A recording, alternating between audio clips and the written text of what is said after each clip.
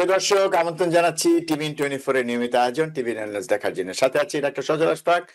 দর্শক, আপনারা জানেন যে আমাদের অনুষ্ঠানটি নিউ ইয়র্ক স্টুডিও থেকে সম্প্রচারিত হচ্ছে এবং স্বাস্থ্য বিষয়ক এই অনুষ্ঠানের প্রতিটি পর্বে আমরা একটি বিষয় নিয়ে কথা বলি এবং আমাদের সাথে থাকেন একজন বিশেষজ্ঞ চিকিৎসক। দর্শক, আজকে আমরা একটু ভিন্ন ধরনের বিষয় নিয়ে কথা বলতে চাই। সমস্যাটা বাস্তব ভিত্তিক এবং এর সাথে হার্টের একটা সমস্যা মানে সম্পর্ক আছে। আমরা সাম্প্রতিক সময় না, সবসময় দেখি যে বিভিন্ন মিটিংয়ে মিছিলে আমরা হঠাৎ করে শুনি যে মিছিলে এসে কোনো কর্মী বা নেতা মৃত্যুবরণ করেছেন। আবার এমনও শুনি যে অনেক পরিবারের মধ্যে হঠাৎ কোনো খারাপ খবর শুনে সেই পরিবারের কোনো ব্যক্তি হঠাৎ করে মৃত্যুবরণ করেছেন। তো এরকম হঠাৎ মৃত্যুর ঘটনা কিন্তু আমরা শুনি এবং দেখা যায় যে বেশিরভাগ ক্ষেত্রেই হার্ট অ্যাটাকের কারণে মৃত্যুটা হয়েছে। তো এই বিষয়গুলো নিয়ে আমরা একটু কথা বলতে চাই এবং আপনারা হয়তো জানেন যে এই বিষয়টি একটা সিনড্রোমের সাথে এর একটা সম্পর্ক আছে। তো আমি বিষয়টা না বলি, আমি আমাদের আজকের যে অতিথি তার কাছ থেকে পুরো বিষয়টা শুনবো। দর্শক, আমাদের আজকের অতিথি নিউ ইয়র্কের প্রথিতযশা cardiologist, interventional cardiologist, Mount Sinai হাসপাতালের associate clinical professor, diabetologist internist ডাক্তার সিএম হাসান। আসুন পরিচিত হই ডাক্তার সিএম হাসানের সাথে। ডাক্তার সিএম হাসান, আপনাকে স্বাগত জানাচ্ছি আজকের এই আয়োজনে। তো এই যে হঠাৎ করে মানে কি বলা যায় যে অনেকটা দুঃখে বা অনেকটা অনেকটা খুশির বা উচ্ছ্বাস। খুব বেশি আনন্দের আতিশয্যে অনেক সময় যে কারো কারো মৃত্যু হয় এবং তার পিছনে যে একটা বিষয় থাকে এবং এই মৃত্যুটারও যে একটা নাম আছে, মানে এই মৃত্যুটা যে কারণে হলো সেটাও যে একটা চিকিৎসা বিজ্ঞানের ভাষায় সেটাও যে এক ধরনের সমস্যার মধ্যে পড়ে বা সেটার একটা নামকরণ করা হয়েছে, সেই বিষয়টা একটু জানতে চাই আপনার কাছে। অনেক ধন্যবাদ আমাকে আমন্ত্রণ জানাবার জন্য। আমরা যেই টপিক নিয়ে আজকে ডিসকাশন করব সেখানে আমাদের বর্তমানে দেশের বিভিন্ন ঘটনার মধ্যে আমরা দেখতে পাই মাঝে মধ্যে যে বিজয় মিছিল বা আনন্দ মিছিলে এসে আমরা আহ, মধ্যবয়সী অথবা অল্প বয়সী কেউ কেউ হঠাৎ করে মারা যান আনন্দ উচ্ছ্বাসের মধ্যখানে। তা এটাতে অনেকে জানতে চান যে কি হলো, হার্ট অ্যাটাক হলো, আসলে এই অল্প অল্প বয়সে হার্ট অ্যাটাক হলো বা মধ্য বয়সে হার্ট অ্যাটাক হলো, এতদিন অ্যাক্টিভ মানুষ কি করে হঠাৎ করে মারা গেল। তো এগুলির কিছুটা ইনফরমেশন আমরা তদন্ত করে জানতে পারি। মনে রাখতে হবে যে বাংলাদেশে আমাদের শতকরা 43% মৃত্যু 40 বছর থেকে 64 বছর বয়সের হৃদরোগের কারণে হয়ে থাকে এবং স্ট্রোকের কারণে হয়ে থাকে। এর মধ্যে একটা ব্রেকডাউন আছে বাংলাদেশি স্ট্যাটিস্টিক্সে দেখা গেল, যেটা আমি চেক করেছি। সেখানে 25% ডেথ হলো হার্ট অ্যাটাকের মাধ্যমে হচ্ছে, আর বাকি 18% হচ্ছে স্ট্রোকের মাধ্যমে। আর এর মধ্যে একটা বিরাট অংশ কিন্তু আকস্মিক মৃত্যু হিসেবেই দেখা দেয়। এর পরবর্তীতে ক্যান্সার আছে, সেটা হলো 20% এর লিস্টের ভিতরে আছে, সেটা তো আমাদের আছে না। তো আমরা এই যখন একটা মানুষ খুব বেশি এক্সাইটেড হয়ে যান, আনন্দ বা ফুটবল খেলার টিম যদি জিতে যায় বা বড় নেতা দেশে আসেন, ওখানে উচ্ছ্বাস হচ্ছে, হঠাৎ করে মাটিতে পড়ে মারা যাচ্ছেন। তো এগুলির যাদের মধ্যে পূর্ববর্তী কোনো হৃদরোগের আলামত ছিল না বা ঝুঁকি ছিল না, যেটা খুব একটা অসম্ভব কথা বাংলাদেশে, যেহেতু আমরা সবচেয়ে বেশি হৃদরোগে আক্রান্ত জাতি হিসাবে আমাদের প্রত্যেকেরই কিছু কিছু ঝুঁকি থাকে। তো এটাকে হ্যাপি হার্ট সিনড্রোম নামে একটা শব্দ আছে, যে বা টাকুসুবো সিনড্রোম। এখানে আপনার শরীরের মধ্যে একটা অ্যাড্রেনালিন হ্রাস হয়, অনেক বেশি পরিমাণে উত্তেজক হরমোন আমাদের শরীরের মধ্যে হয় এবং সেটা 2-3 ভাবে একটা মানুষের হৃৎপিণ্ডকে থামিয়ে দিতে পারে। এক নম্বর যে আপনার রিদমিয়া বা হৃৎপিণ্ডের ছন্দপতন ঘটতে পারে। আচ্ছা। সেটা থেকে আর রিভার্স হওয়ার সম্ভাবনা থাকে না। এই ক্ষেত্রে আপনার যদি আমাদের যেহেতু সিপিআর মানে অতটা মানুষ জানে না, আমরা সিপিআর এর মাধ্যমে সেই উপকারটা সহজে পাই না, মানুষ দেখা দেখির চেষ্টা করে। এই সময় সিপিআর করলে অবশ্য বেশ 10-15% মানুষ হয়তো বাঁচতে পারে, কিন্তু যদি আপনি ওয়াচ করেন বা হাসপাতালে নিয়ে যাওয়ার চেষ্টা করেন, কারণ আপনার 3 মিনিটের মধ্যেই সেই মানুষের মৃত্যু হবে। তা এই আকস্মিক জিনিসটা অনেকের পক্ষে মেনে নেওয়া কষ্টকর হয়। আমরা নিউজ পেপারের মাধ্যমে দেখতে পাই মাঝে মধ্যে। আর এর বাইরে যেটা হয় সেটা হলো রেগুলার হৃদরোগের আক্রমণের মতো, যেহেতু অধিকাংশ যারা বাংলাদেশে বড় বড় রাজনৈতিক দল করেন, তাদের মধ্যে অনেক একটা খাদ্যাভ্যাস একটু পরিবর্তিত হয়ে যায়, চা মিষ্টি বা শরীরের পেটের মেদ অনেকখানি বেড়ে থাকে, সিগারেট হ্যাঁ। খেতে থাকে। এগুলি সমস্ত সোশ্যাল প্রেশারে হয়তো মানুষ অনেক বেশি সিগারেট খেয়ে থাকে, যে হয়তো ৳2 তো সে এখন 1 প্যাকেট করে খাচ্ছে। তো এর বাইরে ডায়াবেটিস আক্রান্ত অনেক মানুষই যান যারা হঠাৎ করে ব্যায়ামের মধ্যে জড়িত হয়ে পড়েন। ব্যায়াম বলতে বোঝায় যে আপনি একটা মিছিলের মধ্যে হয়তো ২ মাইল রাস্তা আপনার হাঁটতে হবে। পাচ্ছেন, হ্যাঁ। একটা কোনো সিঁড়ি বেয়ে দৌড়াদৌড়ি করে উঠতে হবে, বা অনেক অতিরিক্ত সময় পরিশ্রম করছেন আরকি। জি, হ্যাঁ, অনেক মানে আনএকাস্টমড এক্সারসাইজ যেটাতে উনি অভ্যস্ত না। এবং হঠাৎ এক্সাক্টলি। করে একদিনের জন্য আসছেন, সেখানে আপনার হৃদরোগের আক্রমণ হয়ে যাচ্ছে। এই ও! মানুষের দেহে অলরেডি ধরেন আপনার 60-70% ব্লক হুম, হুম, হুম। থাকা অবস্থায় অনেকগুলি আর্টারি রয়ে গিয়েছে। তারা জি। কোনমতে হয়তো ডায়াবেটিস এর কারণে হুম, অনেক হুম। ব্যথাটা বোধ করছেন না, এবং বাকিরা এটাকে হয়তো আচ্ছা। কিছুটা মেনে নিচ্ছেন যে পরিশ্রমের কারণে একটু বুকের হুম, শ্বাসকষ্ট হুম, হচ্ছে। হুম। কিন্তু হঠাৎ করে যে ট্রানজিশনটা হয়, আকস্মিক মরে যাওয়াটা জি, বা মাটিতে পড়ে গিয়ে মরে যাওয়াটা, এই মুহূর্তটা কিন্তু মানুষ বুঝতে পারে না। অধিকাংশ মানুষই বুঝতে পারে না যে সেটাই। তীব্র ব্যথা যাদেরই হয় তারা কিন্তু মোটামুটি লাকি যে তারা হয়তো সবার সাহায্য নিল বা অ্যাম্বুলেন্সে করে হাসপাতালে গেল, বুকের ব্যথা হচ্ছে, তারা লাকি। কিন্তু সেটা খুব ছোট পার্সেন্টেজ। কারণ এখানে অ্যারিথমিয়াটাই একটা ফাইনাল মোমেন্টে, অ্যারিথমিয়া মানে হার্টের বিট ইররেগুলার হয়ে যাওয়াটা হুম, হুম, একটা হুম। সিদ্ধান্ত নেয় যে ওই মানুষ আর বেঁচে থাকবে না ওই মুহূর্তে। বুঝতে পেরেছি। এই তার জন্য মানে কি ডক্টর সেম হাসান, এই যে ঘটনাটা যখন ঘটে আপনি যেখানে বললেন যে যখন উনি মানে অ্যাটাকটা হয় উনার, তো ওই সময় হার্টটা ফেইল করে। এটা হচ্ছে মেইন সমস্যা। যে কারণে ওই মোমেন্টটাকে আসলে আমরা অনেক সময় বুঝতে পারি না যে ঘটনাটা কি ঘটছে। হয়তো তার এর আগে মানে হৃদরোগের যে ফ্যাক্টর, হ্যাঁ? তো সেগুলো থাকতে পারে বা একদম সুস্থ মানুষেরও তো এটা হতে পারে। জি, জি, যেরকম যখন সুস্থ মানুষের হচ্ছে তখন সেটাকে আমরা হ্যাপি হার্ট সিনড্রোম বলছি, যে তার কোন রকম আচ্ছা, আমি বিষাক্ততা আমি একটু ইন্টারাপ্ট করি। আপনি বলছিলেন যে হ্যাপি হার্ট সিনড্রোম। তো আমরা যেটা জানি একটা সময় জানতাম যে টাকোটসুবু যেটা সিনড্রোম সেটাকে বলা হতো ব্রোকেন হার্ট সিনড্রোম। তো এখানে তো খুশির ব্যাপার। জি, এটা তো হ্যাপি হার্ট সিনড্রোম। দুটো কি একই রকম জিনিস? ২ টাতেই অ্যাড্রিনালিন হ্রাস হচ্ছে। আচ্ছা, আচ্ছা। যেমন এবং এটা এই দেশে আরেকটা ভাবে আসে যে ফুটবল খেলার টিমের প্রতি তারা এত বেশি আসক্ত থাকে যে হ্যাঁ, হ্যাঁ, হ্যাঁ। তাদের টিম জিতে গেলে খুশিতে হ্যাঁ, অনেক উত্তেজিত। যে উত্তেজিত অবস্থায় তাদের সাডেন ডেথ হয়। এরকম হাসপাতালে আসে, এমার্জেন্সি রুমে আসে। কিন্তু সেখানে আর ওই আপনার যাদের হার্টের মধ্যে কোন রকম ব্লকেজ নাই, হুম, হুম। স্টেন্ট বাইপাস নাই, তাদের বেলায় হলে এটা অনেক খানিকটা বেশ বিপজ্জনক হয়ে যায়। তখন শুধু মেজর মানে খুব বড় ধরনের ইররেগুলার হার্টবিট, সেটার মাধ্যমে কিন্তু সেই মানুষের আকস্মিক মৃত্যু হয় এবং বুঝতে সেটা থেকে পেরেছি। সে রিকভারি করতে পারে না। কারণ তার শরীরে এই উত্তেজনায় তার অ্যাড্রিনালিন লেভেল এত হাই হয়ে যায় যে হার্ট হ্যাঁ, আপনার আর ওই ছন্দ মেইনটেইন করতে পারে না, এবং সেক্ষেত্রে মানুষ মারা পড়ে। কিন্তু আমাদের দেশের প্রেক্ষিতে অধিকাংশ মানুষেরই কিন্তু হৃদরোগের সব ধরনের ঝুঁকি আছে বলে আমি পাই আরকি। এর মধ্যে যেমন ডায়াবেটিসের বা প্রি-ডায়াবেটিসের আছে, কোলেস্টেরল, হাই সিগারেট আছে, হ্যাঁ, হ্যাঁ। রাতের ঘুম নাই।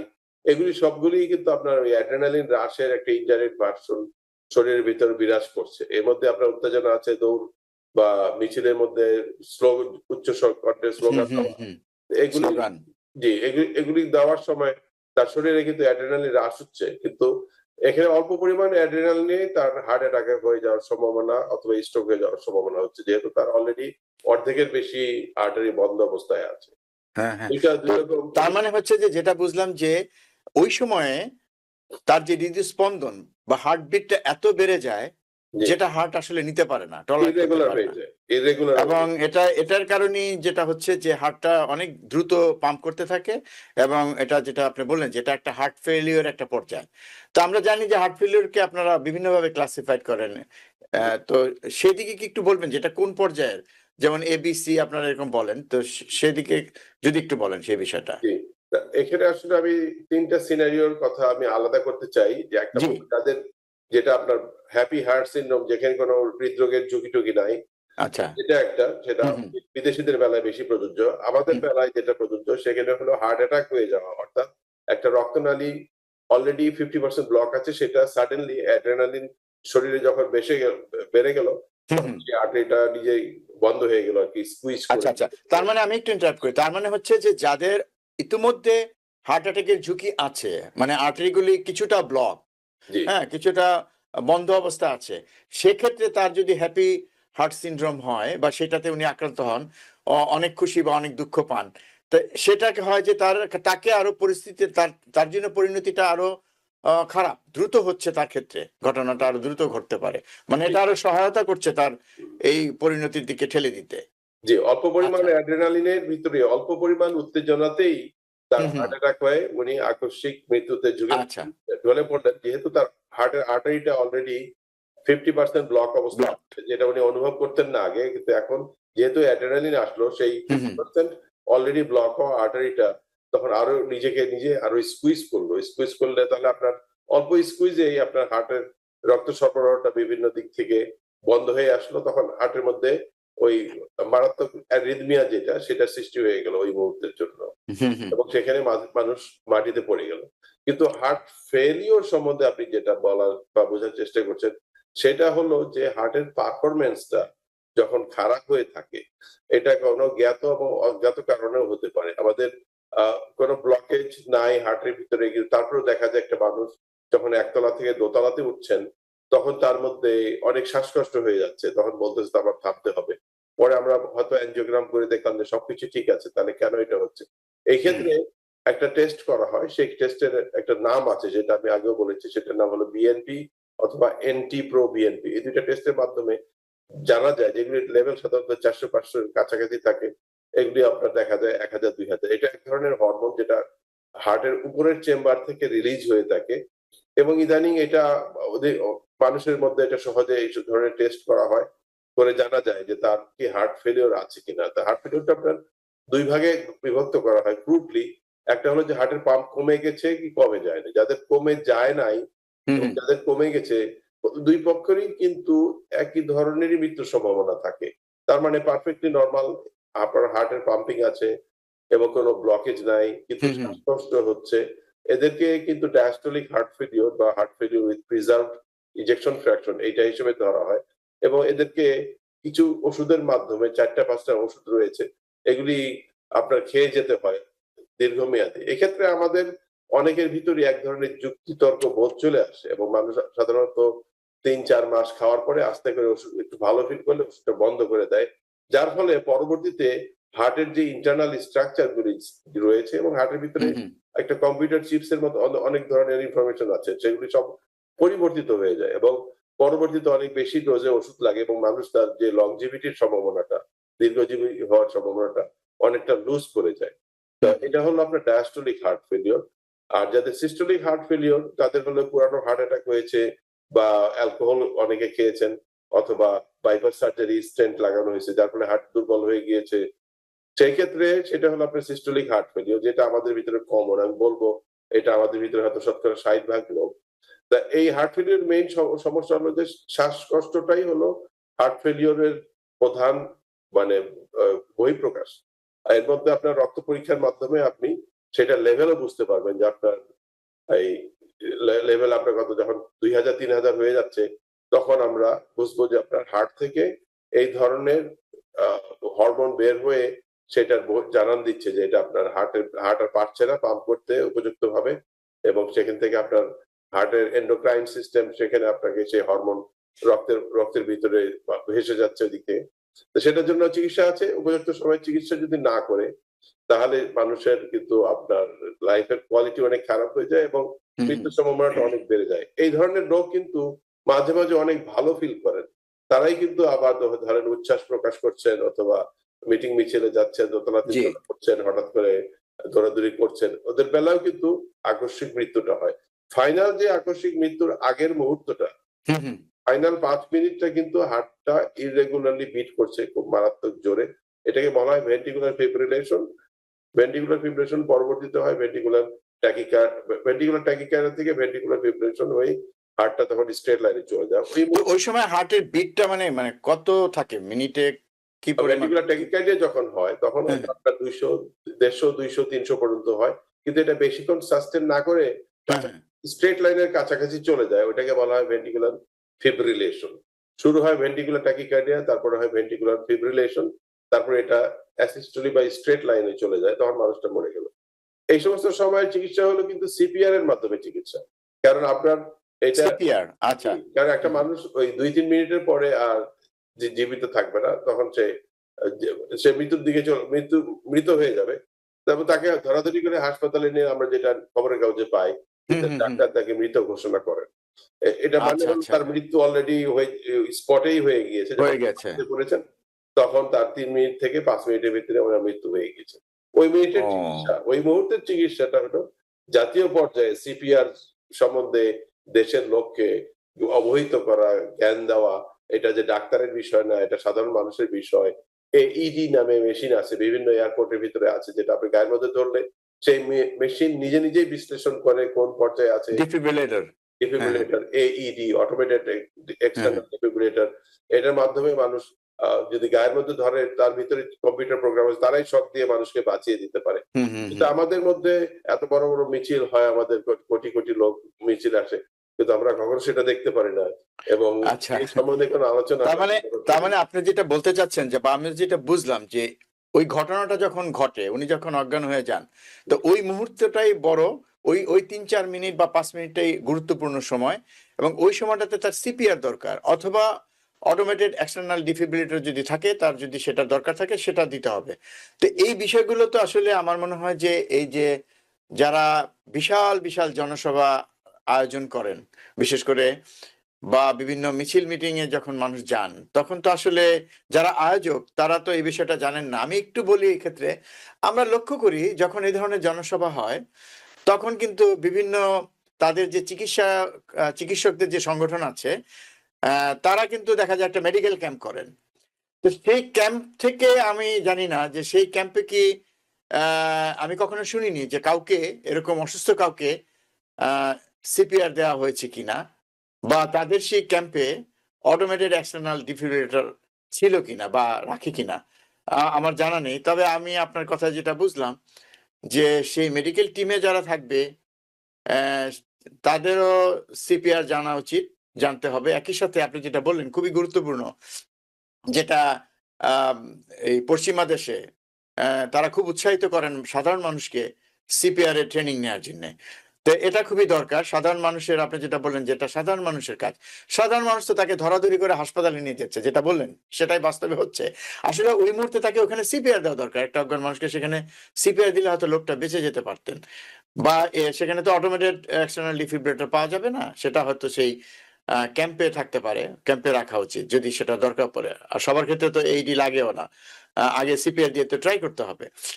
তো এই বিষয়টা আপনি কি মনে করেন? আপনি বলছিলেন, তো আমি সরাসরি যদি জানতে চাই যারা আয়োজন করেন বড়, বড় জনসভা এবং প্রত্যেকটা রাজনৈতিক দল তাদের একটা চিকিৎসকদের সংগঠন আছে এবং তারা যথারীতি একটা মেডিকেল ক্যাম্প করেন আশেপাশে। কিন্তু সেক্ষেত্রে তো তারা সেই মেডিকেল ক্যাম্প দিয়ে যে ধরনের সুযোগ সুবিধা দেন, আমরা তো অনেক ক্ষেত্রে দায়সারা-গোছের কাজই দেখি। যেমন আমি যদি খুব নিকট অতীতে যেটা হলো জামাতের নেতা যেমন স্টেজে যখন পড়ে গেলেন অজ্ঞান হয়ে, তার তো হার্ট অ্যাটাক হয়েছিল। সেখানে কিন্তু আমরা কিন্তু সেরকম কোনো চিকিৎসা কার্যক্রম দেখি নাই। আপনি যদি একটু কিছু বলেন, এ ব্যাপারে আসলে কি করা উচিত? জি, এখানে আমরা দেখেছিলাম টিভিতে যে তাকে জোর করে আবার দাঁড় করিয়ে দিয়ে ভাষণ এক্সাক্টলি। করার দিকে। তো এটা আমাদেরকে হয়তো প্রধান বক্তাকেই উদ্যোগ নিতে হবে, যার ভাষণ শোনার জন্য আমাদের কোটি কোটি মানুষ আসেন। তারা হয়তো এই সম্বন্ধে ২-১ টা কথা বললে এটা মানুষের কানে যেতে পারে। সেটা একটা গঠনমূলক কথা হিসাবে ধরা যেতে পারে। যেহেতু আমাদের দেশে শতকরা ৪৫% মানুষের মৃত্যু হচ্ছে, যেটা লিস্টই দেখলাম আমি। যে যে আপনার হার্ট অ্যাটাক এর মাধ্যমে 25 আর স্ট্রোক এর মাধ্যমে 18%। স্ট্রোক মানে মগজের ভিতরে আপনার হুম, রক্ত হুম। প্রবাহ বন্ধ হওয়ার মাধ্যমে যেটা। কিন্তু আল্টিমেট মৃত্যুটা যাদের স্ট্রোক এর মাধ্যমে হয়, হ্যাঁ, তারা হ্যাঁ। কিন্তু ওই হার্ট অ্যাটাকটাই ফাইনাল ফেজ এর মধ্যে আসে। ওই ৫ মিনিটের মধ্য দিয়ে ওনাদেরকে যেতে হয়। যে আপনার মানুষটা তখন অজ্ঞান অবস্থায় থাকে, হার্ট তখন বন্ধ হওয়ার চেষ্টা করে।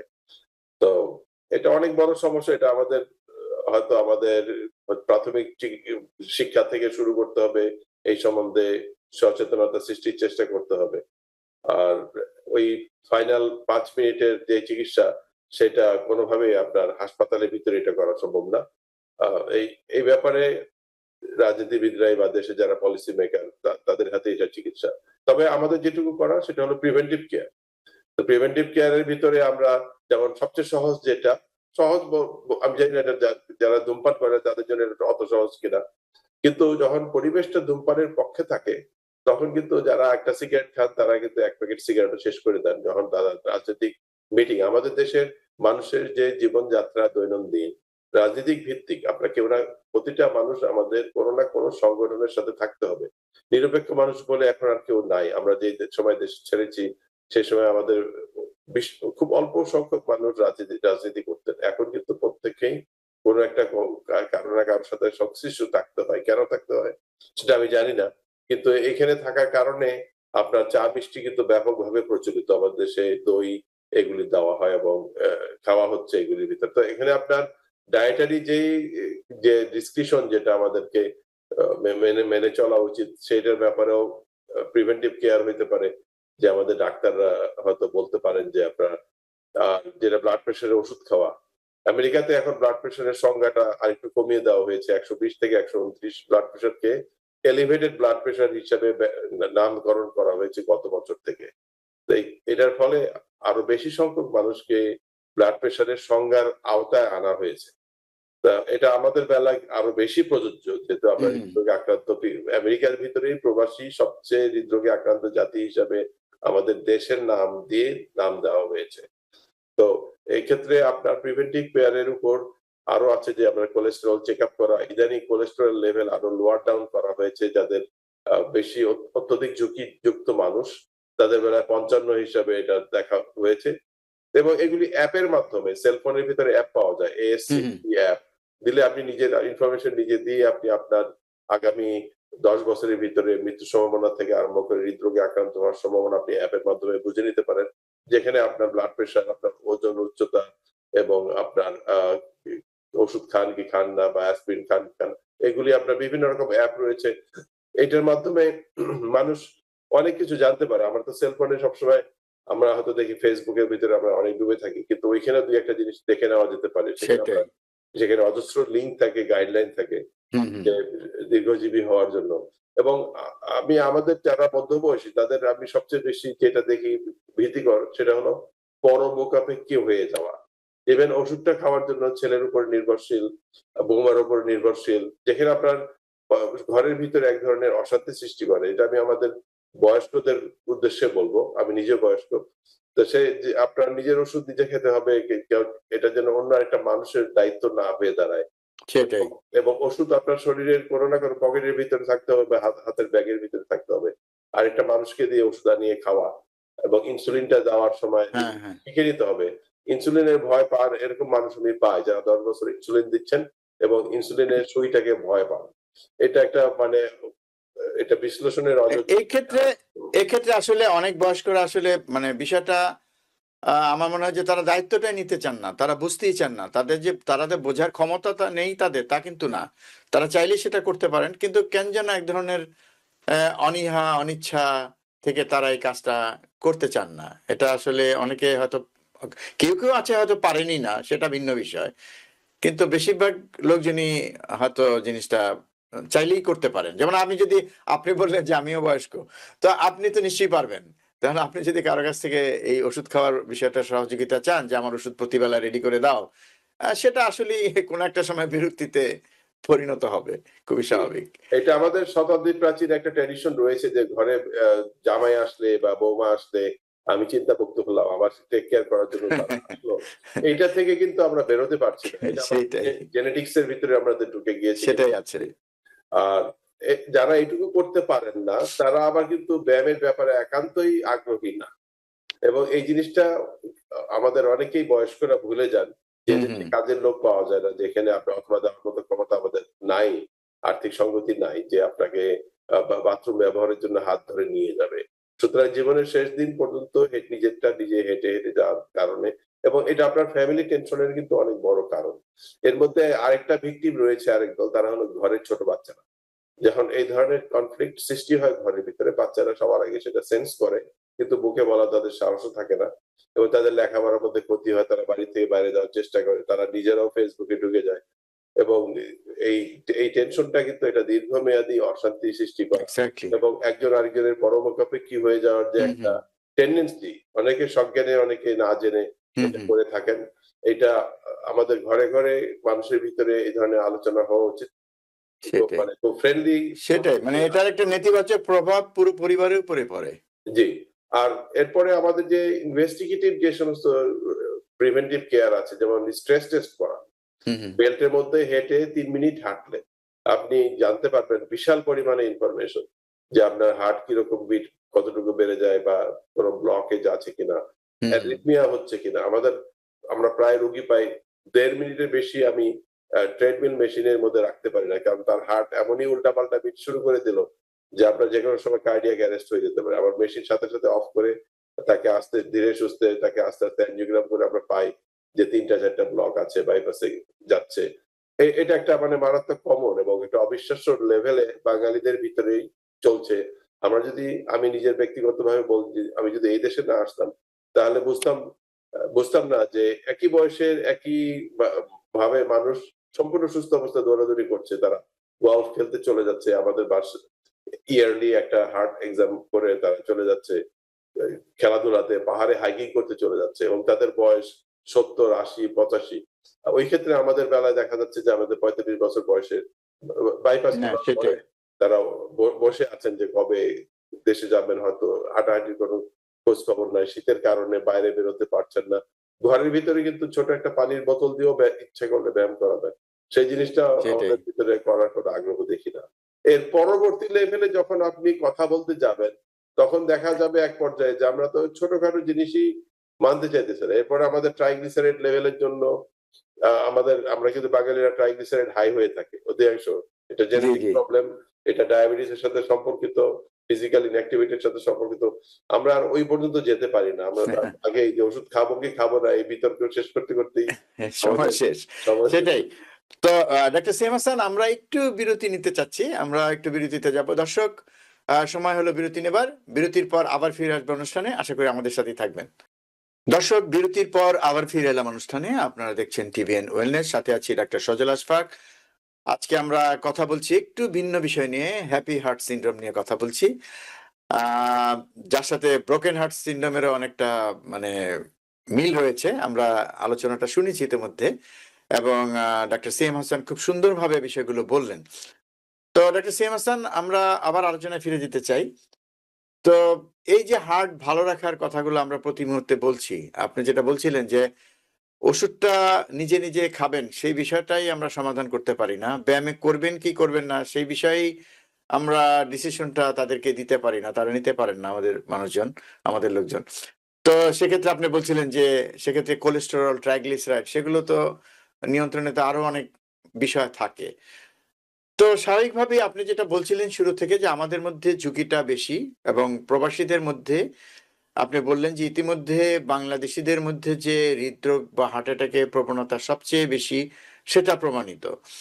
তো সেক্ষেত্রে তো আমাদের কিছু করার আছে। আমরা প্রতিটি অনুষ্ঠানে এই বিষয়গুলো বলি, আমরা ব্যায়ামের কথা বলি। আপনি একটু আগে বলছিলেন নানান অজুহাতে আমরা ব্যায়ামটাকে পরিহার করতে চাই। কিন্তু আপনি বললেন যে একটা পানির বোতল দিয়ে ঘরের মধ্যে চাইলে আপনি ব্যায়ামটা করতে পারেন। তো এক্ষেত্রে আসলে উম খুব সংক্ষেপে যদি বলেন যে খাবার-দাবার নিয়ন্ত্রণের ক্ষেত্রে আমরা কি করতে পারি? আমরা কিছু খাদ্যাভ্যাসে তো অভ্যস্ত। আপনি যেটা বলবেন আমি জানি যে হয়তো বলবেন বিরানি, পোলাও, বিরিয়ানি, রোস্ট এগুলো আমাদের খাবার। কিন্তু আমরা আস্তে আস্তে কিভাবে মানে হেলথি খাবার কিভাবে আমাদের যে দৈনন্দিন যে মেনু তার মধ্যে ঢোকাতে পারি? এটা একটা ব্যায়াম করার মানে সবসময় যে ট্রেডমিলে করতে হবে বা জিমে যেতে হবে তা না। আপনি আগেও বলেছেন, আমি আপনাকে একটু ধরিয়ে দিই যে আপনি নিজেই বলেছেন যে আপনি যদি আপনার বাসার সিঁড়ি দিয়ে উপর নিচ করেন, সেটা তো একটা ব্যায়াম হয়। তো এভাবে যদি কিছু উপদেশ আমাদের দর্শকদের জন্য দেন। জি।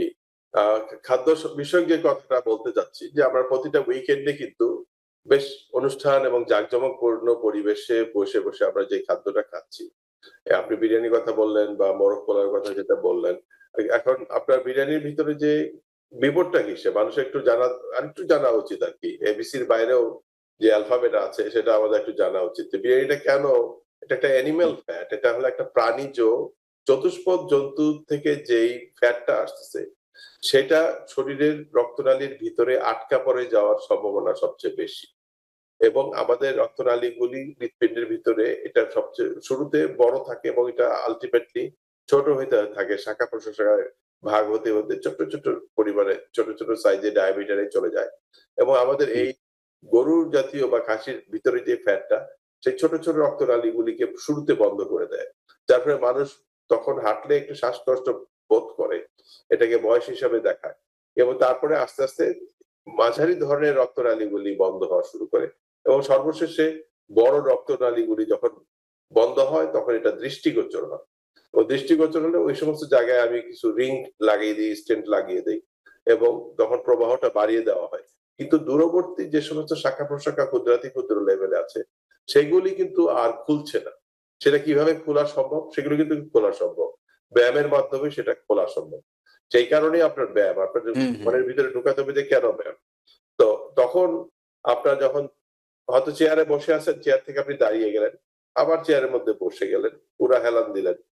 এটা কিন্তু একটা চমৎকার ব্যায়াম হইতে পারে। আপনার আর বাইরে যাওয়া লাগলো না।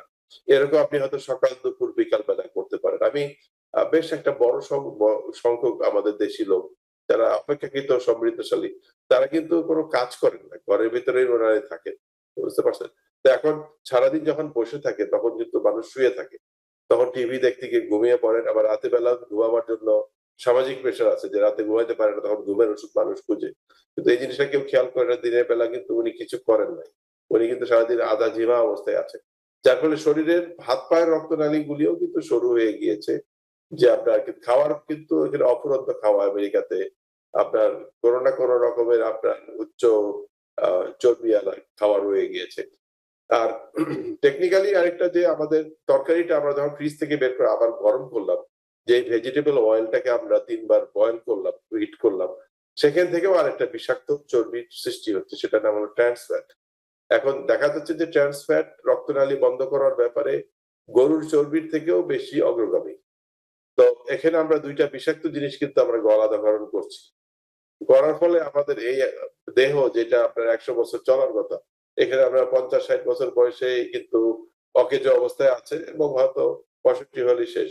তো আপনার এইজন্য আমাদের এগুলিকে পরিহার করার ব্যাপারে মনে মনে একটা অন্তত ডিসিশন রাখতে হবে যে সপ্তাহে আমি ২ দিনের বেশি এই জাতীয় খাওয়া খাবো না। অন্য দিন আমি কি খাবো? টমেটো, শসা, ফুলকপি, বাঁধাকপি, হুম, হুম। ঢেঁড়স, বরবটি, বেগুন, অফুরন্ত পরিমাণে সবজি রয়েছে। সাথে ভাতের পরিমাণ কিরকম হবে সেটা নির্ভর করে আপনার প্রি-ডায়াবেটিস আছে কিনা বা পুরা ডায়াবেটিস আছে কিনা।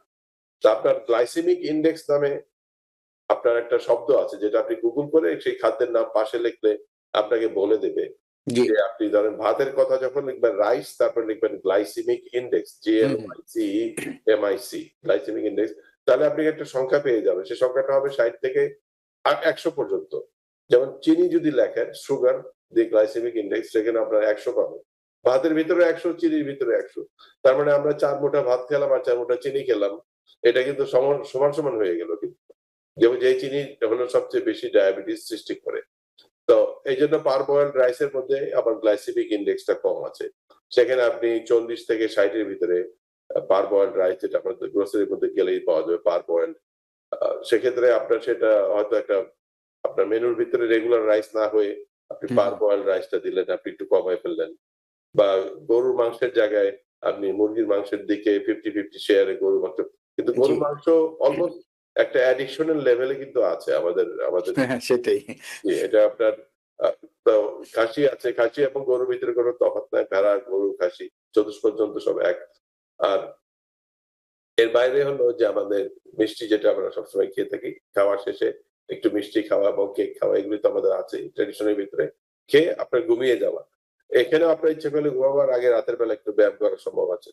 কিন্তু সেটা আমাদের কেউ করছেন না। তো এগুলি প্লাস আপনার চেকআপ করা, ডাক্তারের কাছে গিয়ে বছরে অন্তত ২ বার রক্ত পরীক্ষা করে দেখা।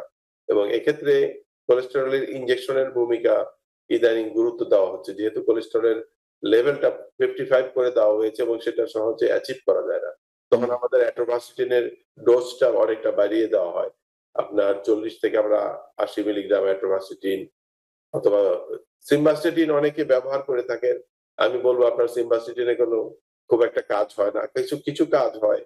কিন্তু সিম্বাস্টেটিন অনেকে পছন্দ করেন অথবা যেহেতু আগে খেয়েছেন এই ক্ষেত্রে সিম্বাস্টিটিন ব্যবহার করে চলছেন, কিন্তু এটা দিয়ে কিন্তু আপনার উপকার অনেক কম। অ্যাট্রোভাস্টিটিন শব্দটা কষ্ট করে মনে রাখতে হবে। নিজের স্বার্থে, সম্পূর্ণরূপে নিজের স্বার্থে ৩-৪ টা ওষুধের নাম মনে রাখার জন্য চেষ্টা করা উচিত। এবং এই অ্যাট্রোভাস্টিনের সাথে ইদানিং ইজেটিমাইব নামে যে একটা ট্যাবলেট রয়েছে, এটাতে আপনার ২ টার কম্বিনেশন পরিসংখ্যানে দেখা যাচ্ছে মৃত্যু সম্ভাবনা এবং স্ট্রোকের সম্ভাবনা অনেকটা বেটার করে দিচ্ছে। কিন্তু একটু সাইড এফেক্ট রয়ে গিয়েছে যেটা আমরা আগে অতটা খুব গুরুত্ব দিয়ে বলি না, যে অ্যাট্রোভাস্টিটিন যারা খান বা রসুভাস্টিটিন যারা খাচ্ছেন তাদের আবার ডায়াবেটিসের দিকে এই ট্যাবলেটটা আপনাকে ডায়াবেটিসের দিকে একটু পুশ করে। অর্থাৎ আপনার প্রি ডায়াবেটিস আছে, আপনার পুরা ডায়াবেটিস হয়ে গেল। তখন আপনি বললেন যে আমি তো সবকিছু নিয়ম কানুন মানলাম, কিন্তু তারপরেও কিন্তু বাড়লো। কারণটা কি? কারণটা হলো অ্যাট্রোভাস্টিটিন আপনাকে কিছুটা ডায়াবেটিসের দিকে ঠেলে দিচ্ছে। তো এগুলি কথা বলার কারণ এটাই যে এখন যেহেতু আমাদের দেশেও পাওয়া যায়, এখানেও পাওয়া যায় ইজেটিমাইব নামেও একটা ট্যাবলেট, যেটা অ্যাট্রোভাস্টিনের সাথে সম্মিলিতভাবে যদি দেওয়া হয় তাহলে আপনার অ্যাট্রোভাস্টিনের ডোজটা একটু কম করে দিতে পারেন। ২০ মিলিগ্রাম দিলেন, সাথে ইজেটিমাইব দিলেন। এরপরে আরেকটা আছে যেটার নাম হলো আ বেম্পয়েডিক অ্যাসিড। খুব একটা পপুলার না, কিন্তু কাজকর্ম কম। এগুলি। আর তার বাইরে রয়েছে যে ইনজেকশনটা কিন্তু ইদানিং ইন্সুরেন্সে কভার করে। যদিও বলা হয় ২ সপ্তাহ পর দেওয়া যাদের অনেক হাই। কিন্তু আমি দেখেছি এটা আপনার ৩ মাসে একটা দিলেও কিন্তু আপনার যে 55 এর যে টার্গেট, সেই 55 এর টার্গেট কিন্তু রয়ে যাবে। আপনি অ্যাচিভ করতে পারবেন। মৃত্যুর বাইরেও তো অনেক ধরনের ঝামেলা হয় আমাদের। যেমন মেমোরি নষ্ট হয়ে যায়। আপনার হাই কোলেস্টেরল থাকলে আপনার মগজের মিনি স্ট্রোক হয়। ছোট অজস্র ছোট স্ট্রোক হয় এবং বড় ধরনের স্ট্রোক হয়।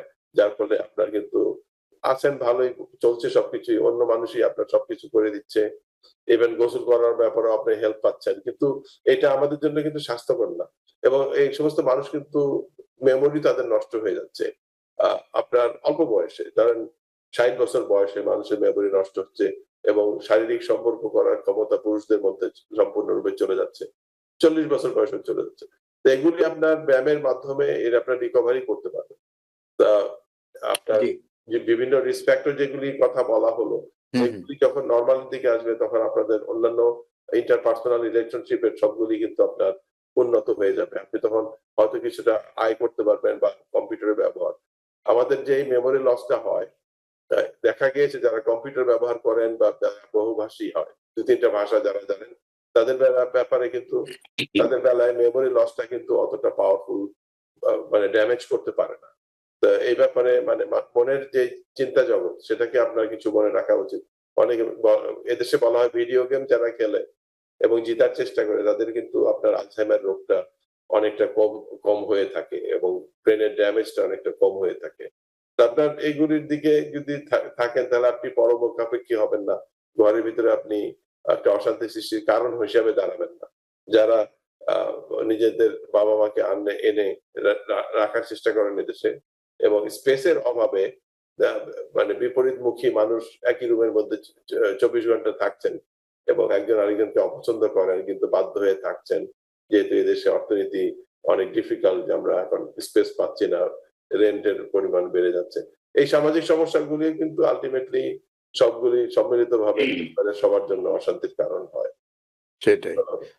জি। অনেক ধন্যবাদ ডাক্তার সিএম হাসান। তো শেষ ভাগে আমি আবারও আমাদের যে আজকের বিষয় ছিল সেটাতে ফিরতে চাই। জি, আ আবারও আমাদের দেশে যেটা বলতে চাই যে সামনে নির্বাচন। তো নির্বাচনকে কেন্দ্র করে প্রচুর আ মিটিং মিছিল হবে জি, এবং সেক্ষেত্রে বিশেষ করে মিটিং যখন হয়, সেই মিটিংগুলিতে আমি আগেও বলেছি আ বিভিন্ন মেডিকেল ক্যাম্প থাকে এবং আপনার কি সাজেশন? আমি যদি আপনাকে একটু মানে হেল্প করি মানে যে আমি যেটা আপনার কাছ থেকে মিলিয়ে নিতে চাই। সেই মিটিং এ যদি আমরা বলি যে সেখানে যারা সিপিআর দিতে পারে সেরকম দক্ষ আ লোকজন থাকা উচিত এবং সেখানে ইসিজি মেশিন থাকা উচিত। সেখানে একটা অটোমেটেড এক্সটার্নাল ডিফিব্রিলেটর থাকা উচিত এবং একই সাথে তারা চেষ্টা করবেন মানুষকে উদ্বুদ্ধ করতে তারা যেন সিপিআরটা শিখে নেন এবং এই ধরনের ঘটনা ঘটলে তাৎক্ষণিকভাবে তারা সেখানে কি করবেন। তো মেডিকেল ক্যাম্পে একটা বিশাল জনসভা মেডিকেল ক্যাম্প পর্যন্ত আনতেও তো কয়েক মিনিট চলে যাবে, তাই না? তো ওই মুহূর্তে তাদের কি করা উচিত? এই বিষয়টা আপনি কি মনে করেন? এরকম একটা সাজেশন আপনি কি দিতে পারেন কিনা? বা আপনি আমার থেকে একটু পরিশীলিত কোনো আহ, মানে কোনো উপদেশ যদি দেন, আমার মনে হয় যে এখন যারা নেতৃত্বে আছেন, সবাই নতুন নেতৃত্ব, তারা হয়তো চিন্তা করবেন এই বিষয়গুলি করা যায় কিনা। আমরা তো একটু আশা করতেই পারি। জি, জি। আপনি যে পরিবর্তিত আচরণ আশা করছেন আমাদের জাতীয় নেতাদের মধ্য থেকে, সেটার জন্য আপনাকে ধন্যবাদ। আপনার আশা পূরণ হোক। আমার মনে হয় যে মঞ্চের যে প্রধান বক্তা, তার মুখ থেকে যদি আমাদের এই কথা ২-১ টা বের করাতে আমরা সক্ষম হই, তাহলে বুঝবো যে আমাদের এই প্রোগ্রাম করাটা সাফল্যজনক হয়েছে। আর যার তার এই ব্যাপারে আপনার সিপিআর এর মানুষটা যার প্রয়োজন হবে, তাকে মেডিকেল ক্যাম্প পর্যন্ত আনা এবং AED দিয়ে শক দেওয়ার মধ্যে আপনি যদি কোনোভাবে বেঁচেও যায়, কিন্তু তার মগজ সম্পূর্ণ নষ্ট হয়ে যাবে। এজন্য সিপিআরই কিন্তু ওই অন দ্য স্পটে, কারণ মগজ ৩ মিনিটের বেশি যখন অক্সিজেন শূন্য অবস্থায় থাকে, যে এবং পাশে অজস্র শক্তিশালী মানুষ দাঁড়িয়ে আছে, শুধু বুকের মধ্যে চাপ দিয়ে একটু সিপিআর করার অভাবে একটা মানুষের মগজ চলে যাওয়া, মগজ ড্যামেজ হয়ে যাওয়া স্থায়ীভাবে, এবং তাকে ওইভাবে একটা মানে মেন্টালি ডেড হিসাবে একটা বেঁচে থাকবে সে মানুষ। তো সেক্ষেত্রে আপনার আবেগ উচ্ছ্বাস যেন কম থাকে, এই ব্যাপারে পরিবারের সদস্যরা হয়তো পরিবারের যে সদস্য রাজনীতির সাথে জড়িত, তাদেরকে উদ্বুদ্ধ করতে পারেন যে আপনি উচ্ছ্বাস আবেগ এগুলির মাধ্যমে তো কোনো কিছু অর্জন হচ্ছে না, সবার জন্যই বিপদ আসছে। এবং পরিবারের আর্থিকভাবে যেই মানুষটা পরিবার চালাতো বা বাড়ির ঘর মেনটেন করতো, সেই মানুষটারই কিন্তু সবচেয়ে বেশি মারা যান এই ধরনের আবেগ উচ্ছ্বাস মিছিলের মধ্যে জোর করে নিয়ে যাওয়া। এই ব্যাপারে আমাদেরকে মানসিকভাবে একটা ট্রেনিং সৃষ্টি করতে হবে নিজের ভিতরে, যে না, আমি যাব, আমি হয়তো দেখে চলে আসলাম, এখানে আমি কোনো দৌড় মিছিলের ভিতরে আমরা যাব না, কারণ আমার অনেকগুলি রিস্ক রয়েছে। এটা হয়তো অ্যাওয়ারনেসটা ক্রিয়েট হবে। এই জান কোরবান করে নেমে যাওয়াটার কোনো উপকার কেউ কখনো পায়ও নাই, পাবেও না ভবিষ্যতে। আর আপনি যেই হেলথ কেয়ার এর সম্বন্ধে বলছেন, আমাদের দেশে সিপিআর এর পরিমাণ বাড়াবার জন্য এটা তো ন্যাশনাল পলিসির সাথে জড়িত। এটা আমাদের কথায় খুব একটা কাজ হবে বলে মনে হয় না। আর প্রিভেন্টিভ কেয়ারই একমাত্র আপনার সেটাই, পাওয়া যাবে, যে ওষুধ যেন পকেটে থাকে। এত বড় মিটিং সারাদিন ধরে হবে, সাথে পানির সেটাই। বোতল নাই, ওষুধ নাই, বাসায় রয়ে গিয়েছে আরেকজনের হাতে। এগুলি মানসিকতা আপনাদেরকে মানে আমাদের সেটাই, সবাইকে পরিবর্তিত হতে হবে। এবং আমি বলি সবসময় যে প্রাথমিক চিকিৎসার ভিতরে স্বাস্থ্য শিক্ষা থাকা উচিত। যে দেশে শতকরা ৪৫% মানুষ মধ্যবয়সী হৃদরোগে এবং স্ট্রোকে আক্রান্ত হয়, সে দেশের শিক্ষা ব্যবস্থার যদি আপনি ক্লাস 1 থেকে ক্লাস 6 পর্যন্ত আপনি যান, আপনি কোথাও পাবেন না যে আপনার কোলেস্টেরল সম্বন্ধে। কোলেস্টেরল শব্দ কোথাও আছে কিনা আমি জানি না। আমি সর্বশেষ দেখে এসেছি, আমি কোথাও কোনো পাই নাই। তাহলে এই ৫ টা বছর কিসের আমরা শিখলাম, কি শিখলাম কে জানে? হুম, তো আমাদেরকে সেটাই, অনেক নিচু মানের লেভেলে রেখে দেওয়ার জন্য এক ধরনের চেষ্টা রয়েছে বিভিন্ন দিক থেকে। সেটাই। তো ডক্টর সিএম হাসান, অনেক ধন্যবাদ, অনেক ধন্যবাদ। এবং আমরা আশা করব আমাদের দেশে যারা নেতৃবৃন্দ আছেন, তারা বিষয়টা ভাববেন। তারা দেশের অনেক কিছু ভাবেন, দেশের উন্নয়নের কথা ভাবেন, মানুষের আহ, কত রকম ভাবে মানুষকে তাদের উন্নতি করা যায় সেগুলো ভাবেন। কিন্তু একটা মানে খুব মূল ভিত্তি যেটা স্বাস্থ্য, এবং এইসব ক্ষেত্রে জ্ঞান বিতরণের জন্য একদম প্রাথমিক পর্যায় থেকে যারা স্কুলে যখন যাওয়া শুরু করে বাচ্চারা, তখন থেকে তাদের মধ্যে এক ধরনের সচেতনতা গড়ে তোলার একটা প্রয়াস সৃষ্টি করা উচিত। তো আজকের এই অনুষ্ঠান থেকে নিশ্চয়ই দর্শক আপনারা উপকৃত হয়েছেন এবং কিছু জিনিস জানতে পারলেন যে এই জিনিসগুলো আসলে করা উচিত। ডাক্তার সিএম হাসান খুব সুন্দরভাবে বিষয়গুলো বললেন, এবং আমরা আশা করব আমাদের দেশে বিভিন্ন জনসভায় যেসব মেডিকেল ক্যাম্প হয় এবং জাতীয় পর্যায় থেকেও সিপিআর এর কথাটা ব্যাপকভাবে উচ্চারিত হবে, মানুষের মধ্যে যেন এ বিষয়ক সচেতনতা গড়ে ওঠে। এবং এবং এতে করে দেখা যাবে যে আসলেই আমরা এই ধরনের যে ছোটখাটো যে হঠাৎ আকস্মিক যে মৃত্যুগুলো হচ্ছে, তা থেকে আমরা হয়তো বেরিয়ে আসতে পারবো। আর ডাক্তার সিএম হাসান, আপনাকে অনেক ধন্যবাদ আমাদের সাথে যোগ দেওয়ার জন্য। অনেক ধন্যবাদ আপনাকেও। আমরা প্রবাস থেকে দেশের জন্য এত চিন্তা ভাবনা করছি, কিন্তু আমাদের প্রবাসীদের কিন্তু খুব একটা ভূমিকা রাখার সুযোগ আমাদের দেশে কখনো সৃষ্টি হয় নাই। হয়তো আমরা যে উন্নত চিন্তা ভাবনা কিছুটা করি দেশের তুলনায়, সেখানে হয়তো ভবিষ্যতে যারা আসবেন ক্ষমতায়, তারা হয়তো আমাদেরকে কন্ট্রিবিউট করার সুযোগ দিবেন।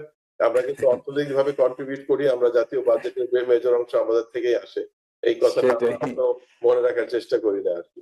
সেটাই। আমরা অনেকটা ওয়ান সাইডেড লাভার, আমরা আমরা আমরা দূর থেকে ভালোবেসে যাব। যাই হোক, হয়তো কিছুই নাহি পাবো। তো দর্শক, আজ এখানে বিদায় নিচ্ছি। সবাই ভালো থাকবেন, সুস্থ থাকবেন। আল্লাহ হাফেজ।